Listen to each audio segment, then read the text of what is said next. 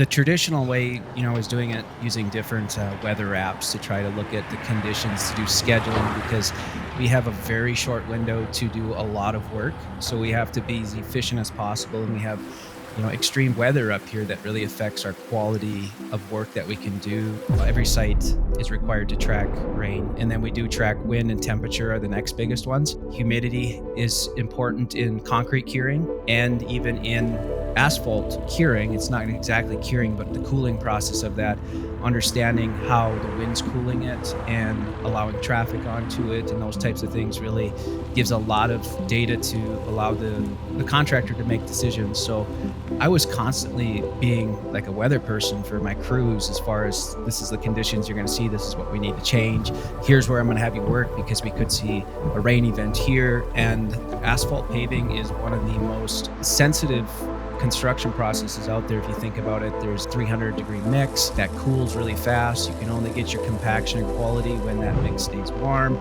But then we also take in consideration of what happened on the project, and we give out text notifications. We automate prior to these events happening. They get notified that you're expected to see 15 to 20 mile per hour winds, tighten up your roller passes, make sure your trucks are tarped, just things to be proactive that could cause implications on progress or the quality of the project. The hyperlocal weather stations are multifaceted for us. Contractors are using them to automate the compliance, so they don't have to send somebody out to dump a rain gauge or do the journaling. With highly accurate data, they can take this and prove everything. We got into some litigations where there was a weather station within 6 miles of the project and the data got rejected because it wasn't on-site data.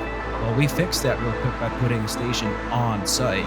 We run the W's, so we're getting everything brought up into our software, and having that pretty close to real-time data is very attractive to the industry because they need to make decisions very fast and quick. We just hit over $5 billion worth of work that we're now protecting or helping make decisions on. The data is very powerful in decision making.